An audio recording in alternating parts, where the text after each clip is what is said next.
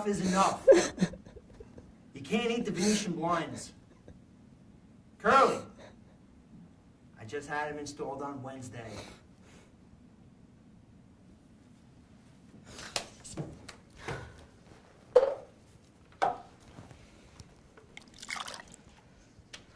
Down the hatch.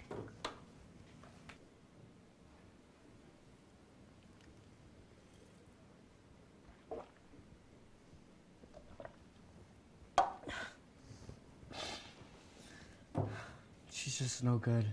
What can I tell you, kid? You're right. When you're right, you're right. And you're right. I'll pay the rest next trip. We only caught 60 ton of skipjack around San Benedict.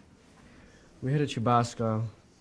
They don't pay you for skipjack the way they do for tuna or albacore. Forget it. I only mention it to illustrate a point.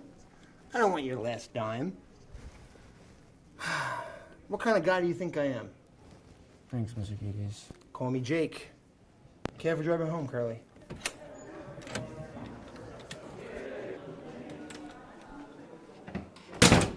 Mrs. Mulray is waiting for you with Mr. Walsh and Mr. Duffy.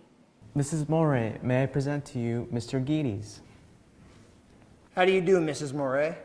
Mr. Geddes? Now, Mrs. Moray, what seems to be the problem? My husband, I believe, is seeing another woman. No, really. I'm afraid so.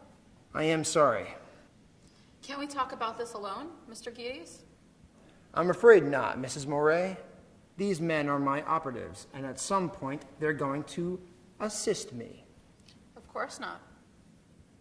Now, what makes you certain he's involved with someone? A wife can tell. Mrs. Moray, do you love your husband? Yes, of course. Then go home and forget about it. But I'm sure he loves you too. You know the expression, let sleeping dogs lie? You're better off not knowing. I have to know. All right. What's your husband's first name? Hollis Mulray. Water and Power? He's the chief engineer. Chief engineer? This type of investigation can be hard on your pocketbook, Mrs. Moray. It takes time. Money doesn't matter to me, Mr. Geddes. Very well. We'll see what we can do.